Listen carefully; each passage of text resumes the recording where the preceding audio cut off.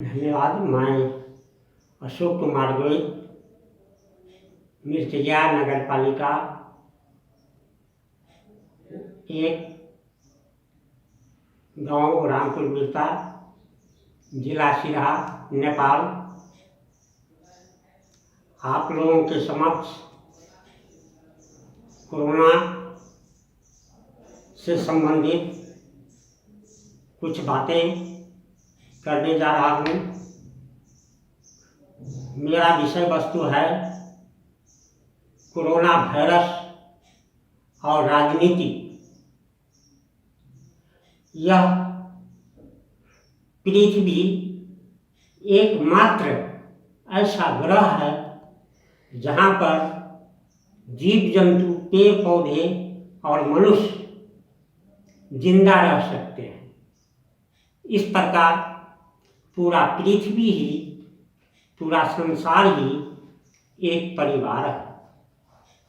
आज के दिन में कोरोना शब्द, कोरोना पूरे विश्व को अपने चपेट में ले लिया है। ऐसी अवस्था में मैं एक आम नागरिक के हैसियत से संपूर्ण विश्व के सभी नेताओं, सभी वैज्ञानिकों, सभी डॉक्टरों और सभी ज्ञानियों को नेपाल आने का निमंत्रण देता हूँ और सिर्फ सीमित देश ही नहीं बल्कि पूरे विश्व को कैसे रोग मुक्त और सुंदर बनाया जा सकता है, इस विषय पर बातचीत करना चाहता हूँ। अब मैं सबसे पहले भारत की तरफ जाता हूँ, जहाँ के प्रधानमंत्री श्री नरेंद्र मोदी जी हैं। मैं उनसे कहता हूँ कि आप हमेशा 125 करोड़ जनता के लिए बोले हैं, किंतु मैं 700 करोड़ 7 अरब जनता अर्थात इस पूरे पृथ्वीवासी के लिए बोल रहा हूँ। चाहूँ तो जमाने का हालात बदल दूँ, किंतु जमाने का हालात ऐसा करने का इजाज़त नहीं देता लॉकडाउन के वजह से। आप के पास, आप एक देश का प्रमुख हैं, किंतु मैं जानता हूँ कि आज ये जो कोरोना वायरस है, यह वास्तव में जिस रूप से भ्रम के रूप में पूरे विश्व में फैलाया गया है, यह वास्तव में एक राजनीतिक साजिश है। नहीं तो इस तरह से चारों तरफ हाहाकार नहीं होता। मैं जानता हूँ आपका उद्देश्य, आपने क्या किया है। गरीब जनता को सुरक्षा देने के स्थान पर मार रहे हैं। पुलिस द्वारा होता है कि कैसे होता है। आप रक्षक, आपको रक्षक होना चाहिए था। हाँ, सबसे पहले मैं यह कहना चाहता हूँ, ये जो समस्या है कोरोना, क्या कोरोना वायरस एक ही वायरस है? कोरोना जैसे बहुत वायरस हैं। सपोज माना कि कोरोना आप एक वायरस के लिए लॉकडाउन करवा दिए। लॉकडाउन के लिए आपने 6 दिन का समय मांगा था, किंतु यह डेट आप हमेशा बढ़ाते गए हैं। क्यों? सबसे पहले तो यह वायरस आज पूरे विश्व में महामारी के रूप में नहीं उभरता। जब आप एक शक्तिशाली देश के प्रधानमंत्री हैं। शुरू में तो आप कहते थे मैं प्रधानमंत्री नहीं प्रधान सेवक हूँ। बाद में आपने अपने आप को राजा कहते हुए यह कहा कि जब राजा प्रजा से कुछ मांगता है तो प्रजा को समझना चाहिए कि देश के ऊपर संकट आने वाला है। कैसा संकट भाई? आप अमेरिका आपका मित्र राष्ट्र है, शक्तिशाली राष्ट्र है। सबसे पहले इस समस्या का समाधान तो यूं ही हो जाता। आप बताइए, कोरोना वायरस शब्द किस व्यक्ति या वैज्ञानिक के मुख से निकला, या कोरोना वायरस का उत्पत्ति किसने किया? आपको उसे पकड़ना चाहिए था, और अभी भी देर नहीं हुआ है। अभी आप उसको पकड़ें जिसने इस वायरस का निर्माण किया या जिसके मुख से यह शब्द निकला, उसको आप पकड़ें। देखिए, समस्या का समाधान वहीं पर है, वहीं वैज्ञानिक आपको समस्या का समाधान देंगे। लेकिन नहीं, इस चीज को आप व्यापक रूप में लेकर के चल रहे हैं। क्यों मैं यह न समझूं कि आप सिर्फ धन को प्राथमिकता देते हैं? आप इस वायरस के नाम पर जनता से करोड़ों अरबों रुपया लिए हैं। इतना ही नहीं, आपके ही पार्टी का सरकार था किसी समय भारत में, जिस समय राजस्थान के पोखरण में परमाणु परीक्षण किया गया। अमेरिका ने भारत के ऊपर आर्थिक प्रतिबंध लगा दिया। फिर क्या हुआ? प्रधानमंत्री राहत कोष नाम से कोष का निर्माण हुआ। बच्चा बच्चा जो अपना पैसा जमा करने का जो बर्तन होता है, उसमें से उसको फोड़ फोड़ कर पैसा दिया था। फिर उस पैसा का क्या हुआ? उस पैसा से सिर्फ और सिर्फ सांसद लोगों का तलब, भत्ता और अन्य सुविधा 4 गुना 5 गुना वृद्धि कर दिया गया। अभी भी कोरोना वायरस को यह जो आप विस्तृत रूप लिए हैं, आप अभी चाहें, क्योंकि आप एक शक्तिशाली व्यक्ति हैं, आप अमेरिका के सहायता से हो कि किसके सहायता से हो, अगर आप चाहें तो उस व्यक्ति को पकड़ सकते हैं, उस वैज्ञानिक को पकड़ सकते हैं। लेकिन नहीं, आपको धन चाहिए, आपको राजनीति करना है। आप क्या यह नहीं देख रहे हैं?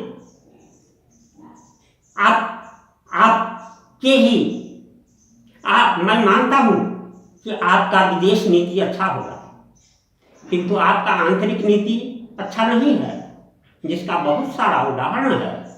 आपने कहा था जनता को कि प्रत्येक के खाता में 15-15 लाख रुपया देंगे। आपने 15-15 रुपया भी नहीं दिया। आप शौचालय के नाम पर 12,000 रुपया, मात्र 12,000 रुपया देते हैं, किंतु 2,000 रुपया आप पहले घूस लेते हैं। आपको पता है कि नहीं पता? इस प्रकार बहुत सी कमियां हैं जो हमें सबसे पहले वायरस मुक्त होना है। तो कोरोना वायरस मुक्त होना है तो अभी भी उपाय है। मुझे कहना है समय नदी की धार जिसमें सब ही बह जाया करते हैं, किंतु कुछ लोग होते हैं जो इतिहास रचाया करते हैं, आपने तो इतिहास रचा दिया, किंतु वर्तमान समय में लॉकडाउन के नाम पर आप डेट हमेशा बढ़ाते जा रहे हैं। इसका आखिर कारण क्या है? इस प्रकार कोरोना वायरस पॉजिटिव व्यक्तियों की संख्या बढ़ा रहे हैं। कहाँ तक बढ़ाइएगा, कितना बढ़ाइएगा? आप इसी नाम पर सार्क देश से आह्वान किया था रुपया जमा करने के लिए, 10,000 मिलियन डॉलर आपने दिया। सिर्फ पैसा जमा करने से क्या समस्या का समाधान हो जाएगा? जनता मर रहे हैं। आप 20 से 25% आदमियों को नौकरी दिए हैं, बाकी का जो अपना काम रोजगार करके पेट पालने का, जीवन चलाने का जो धंधा था वह आप रोक चुके हैं। गरीब आदमी क्या करेंगे, कहाँ जाएंगे? सबका लॉकडाउन हो गया। भगवान न करे कल फिर इससे भी ज़्यादा डेंजर खतरनाक वायरस आ जाए तो फिर क्या करेंगे? मैंने सुना था पेन डाउन, फिर सुने लॉकडाउन, अब क्या होगा? Day down. इसीलिए मैं आपको शुरू में मैंने कह दिया, मैं एक आम नागरिक की हैसियत से बोल रहा हूँ। मैं एक दो सलाह देना चाहता हूँ। यह जो लॉकडाउन का डेट बढ़ा रहे हैं, उसी दरमियान आप किसी को पता भी नहीं होने दीजिए और जितना कोरोना वायरस युक्त व्यक्ति है उसको आप पूरे देश से निकलवा लीजिए, अलग कर दीजिए। या नहीं तो इसी लॉकडाउन पीरियड में इनडायरेक्ट रूप में यह जो पूरा विश्व में एक ही शब्द सबों के मुंह पर है, क्या एक ही समस्या है आदमी के पास? समस्याओं का ढेर है। आदमी अपने अपने ढंग से अपना जीवन चला रहे थे, लेकिन आज के डेट में आदमी मर रहे हैं। उनके लिए आपने क्या व्यवस्था? मर रहे हैं कोरोना वायरस के डर से, जबकि हकीकत उतना नहीं है जितना मीडिया भी फैला रहे हैं। दूसरा, पुलिस प्रशासन के डंडा से डर रहे हैं, आदमी मर रहे हैं। उन लोगों के बारे में आपका क्या सोच है? कहाँ से ये अपना लाइफ, अपना जीवन बिताएंगे, कैसे बिताएंगे? उनके बारे में आपने क्या सोच रखा है? क्या नहीं मर रहा है आदमी? इसीलिए मेरा यही सलाह है कि अभी भी आप एक शक्तिशाली व्यक्ति हैं, अमेरिका जैसा राष्ट्र आपका फ्रेंड है, आप उनसे मिल करके एक नंबर में उस व्यक्ति को निकलवाइए ना, जिसने यह वायरस का उत्पत्ति किया, जिसके मुख से पहली बार कोरोना वायरस शब्द निकला, उसी के पास समाधान है। और ठीक है, अब विशेष तो मैं क्या कहूँ, कहना तो मुझे बहुत कुछ है, लेकिन मुझे एक सेकंड, मैं आपसे आग्रह करूँगा कि मरते हुए जनताओं के बारे में सोचें। जो आप जनता हैं तो आपका राजनीति है, जनता नहीं तो आप क्या, हम क्या। इसीलिए काइंडली जितना जल्दी हो सके इस लॉकडाउन को हटाइए। एक दूसरी बात, जनता कितना पीछे आज शिक्षा कहाँ चला गया, शिक्षा का क्या अर्थ रह गया, पढ़ाई लिखाई सब चौपट हो गया है। तो आपके पास बहुत बड़ी शक्ति है, कृपया इस चीज़ को सदुपयोग करें, लॉकडाउन शब्द हटाने का प्रयास कर दें, ताकि जनता में खुशहाली आवे। और अब मैं नेपाल वापस आना चाहूँगा। नेपाल आने से पहले मैं यह कहना चाहता हूँ कि नेपाल तो है सबसे छोटा, झुका लेगा कभी भी अपना सर अपना। सभी बड़े मिलकर यह तो तय करें कि कौन है सबसे बड़े। इंडिया, अमेरिका, जापान, रूस, नेपाल, चाइना, कौन है सबसे बड़े? हम लोग या आप जैसे आदमी शक्ति का प्रदर्शन कर रहे हैं। आप भी पढ़े होइएगा, दो में से तुम्हें क्या चाहिए, कलम या की तलवार? तो मुझको लगता है आप तलवार के पक्ष में हैं, कलम के पक्ष में नहीं। कलम के पक्ष में जाइए तो पूरे विश्व का कल्याण होगा। कलम देश की बड़ी शक्ति है, भाव जगाने वाली, दिल ही नहीं दिमागों में भी आग लगाने वाली। तो जब पूरा विश्व एक परिवार है तो क्या चाइना, क्या अमेरिका, क्या इंग्लैंड, क्या रूस, सब तो एक हैं। कहाँ जाएंगे इसके बाद हम लोग? हम आने वाले पीढ़ी के बारे में जरा सोचें। आने वाली पीढ़ी को हम क्या दे रहे हैं? आने वाले पीढ़ी को क्या दे रहे हैं कि एक कोरोना वायरस से जब मुक्ति नहीं हम पा रहे हैं। वैज्ञानिक लोग को आप पैसा देते हैं कि नहीं देते हैं? एक से एक किस ग्रह पर पहुंच गए हैं, लेकिन इस ग्रह के मानस को सुरक्षित नहीं रख पा रहे हैं।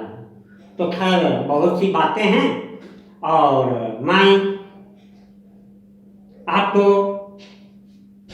नेपाल आने का स्पेशल रूप में, व्यक्तिगत रूप में निमंत्रण देता हूँ। आइए, मैं भी आपसे बात करने लायक व्यक्ति हूँ, ऐसा मुझको लगता है। और हम सिर्फ भारत, नेपाल, अमेरिका नहीं, पूरे विश्व का हर समस्या का समाधान करें। सुने ही भी होइएगा, कहने वाला कहता है, अमन बेच देगा, चमन बेच देगा, एक खद्दरदारी कफन बेच देगा, गर सो गए कलम के पुजारी तो ये जालिम दरिंदे वतन बेच देगा। लेकिन आज कलम के पुजारी का अर्थ मीडिया भी आज वही खेल खेल रहा है। जो सरकार चाहती है वही मीडिया कर रही है, लेकिन क्या सही क्या गलत कुछ नहीं कर रहे हैं। सही क्या है किसको नहीं पता है। तो धन्यवाद मोदी जी, मैं आपसे फ्री होता हूँ और मैं नेपाल वापस आ रहा हूँ। हामी नेपाली कति दुख महसुस गरिरहेका छौँ यो कोरोना भाइरस लिएर।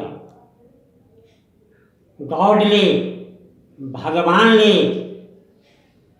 नेपाललाई कति सम्पन्न देश बनाएको छ यसको ज्ञान हामीलाई छैन।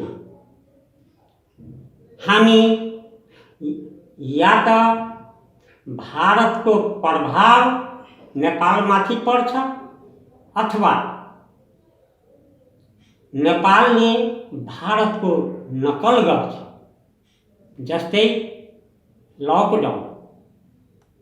लकडाउनको मिति भारतले जुन तरिकाले बढाउँछ नेपालले पनि त्यही तरिकाले बढाउँछ।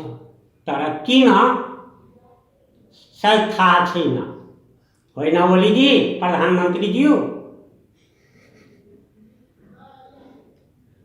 नकल किन गर्ने? हामी स्वतन्त्र देश छौँ, हामी अरू देशसित किन कम्पेयर गर्ने?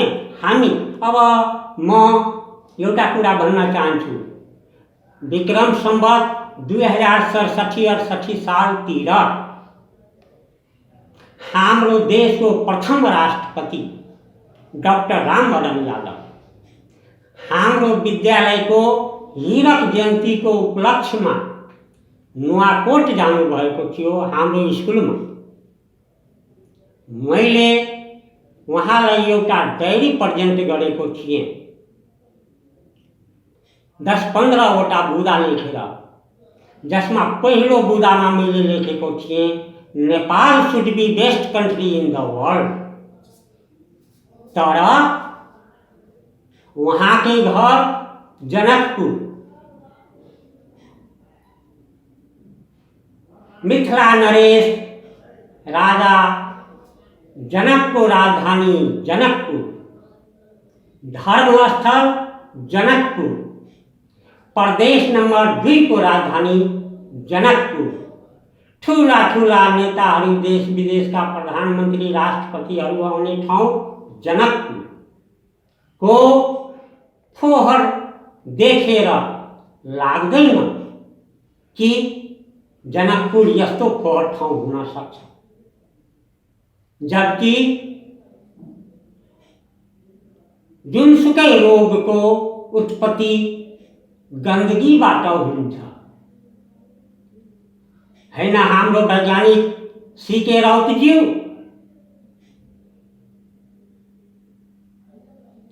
Doctor Ramvaran Yadav, sorry doctor Baburam Bhattarai, अधिराज प्रथम हुने व्यक्ति, देश को शिक्षा अवस्था को बारे में के भन्न चाहनुहुन्छ?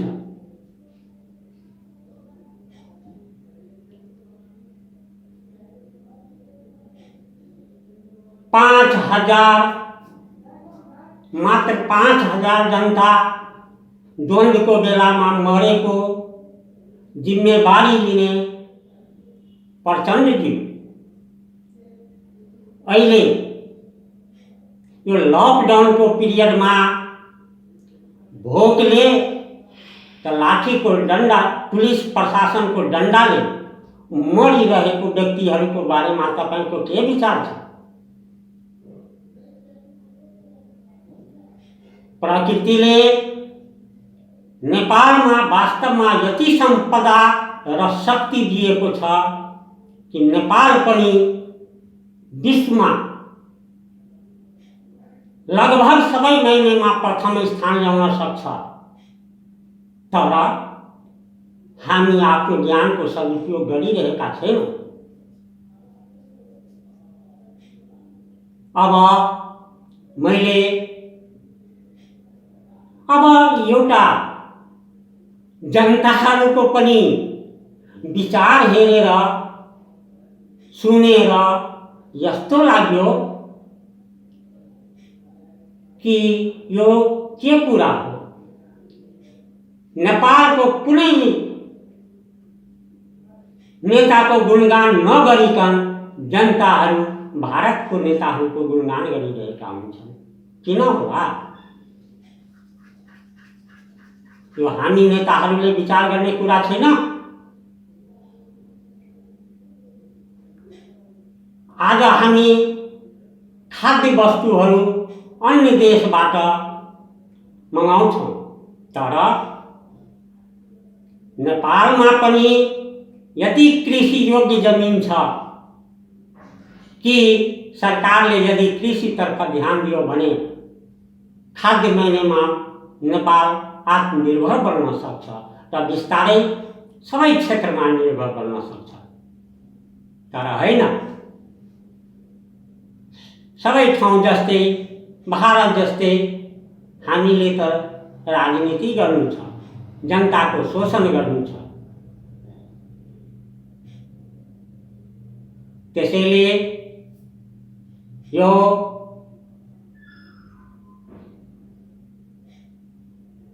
नेपाली सेन्टेन्स बोल्दा बोल्दै पनि हिन्दीको एउटा शायरी भन्न चाहन्छु। अंधेरा से अंधेरा कब मिटा है, यह बताओ, रोशनी की जरूरत है, तुम कोई दीपक जलाओ। दीपक को मतलब यो होइन सानो दिया, दीपक को मतलब हामी यस्तो प्रकाश बनौं कि हाम्रो प्रकाश देखेर संसार हाम्रो तर्फ आकर्षित होस्। भनेर र यसको लागि हामीले पनि धेरै कर्तव्य गर्नु छ। हामी जनताहरूले पनि बुझ्नुपर्छ, आफ्नो विवेकको सदुपयोग गर्नुपर्छ। अंग्रेजीमा एउटा भनाइ छ, it is not to make reply, it is not to reason why, but it is to do and die. यो जवाब दिने समय छैन, यो कारण सोध्ने समय छैन, यो गर्ने र मर्ने समय छ। अर्थात् हामीले सत्य कुराको लागि बोल्नुपर्छ, बोल्ने ठाउँमा बोल्नुपर्छ। म नेताहरूलाई भन्न चाहन्छु, you can fool some of the people some of the time, some of the people all of the time, all of the people some of the time, but you cannot fool all of the people all of the time। भन्नको लागि धेरै कुरा भन्नु छ, तर हामी किन doctor वैज्ञानिकहरूको निर्माण गरिरहेका छैनौँ? नेपालमा केही कुराको कमी म देखिरहेकी छैन। कमी छ त मात्र आत्मबलको, विलिङ क्यापेसिटी खास गरी नेताहरूमा छैन। भाषण दिन्छन् तर जनताको राम्रो भविष्यको लागि, देशको राम्रो भविष्यको लागि, यो आउने पुस्ता नयाँ जेनेरेसनको लागि केही गरिरहेकी छैनन्। त्यसैले अब हामीले समयलाई चिन्नुपर्छ। समय अन्तर्गत हाम्रो जुन विकास छ, डेभलपमेन्ट छ, त्यो जुन जीरो भन्दा पनि तल आइसकेको छ, यसलाई हामी फेरि माथितिर लानको लागि मेहनत पनि त्यतिकै गर्नुपर्छ र त्यसको लागि हामीले समयको सदुपयोग गर्नुपर्छ। Do you love your life?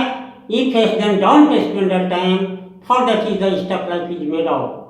के हामी आफ्नो लाइफसित माया गर्छौँ भने समय बर्बाद नगरौँ, किनकि समय नै यस्तो तत्त्व हो जसले यो जीवनको निर्माण भएको हो।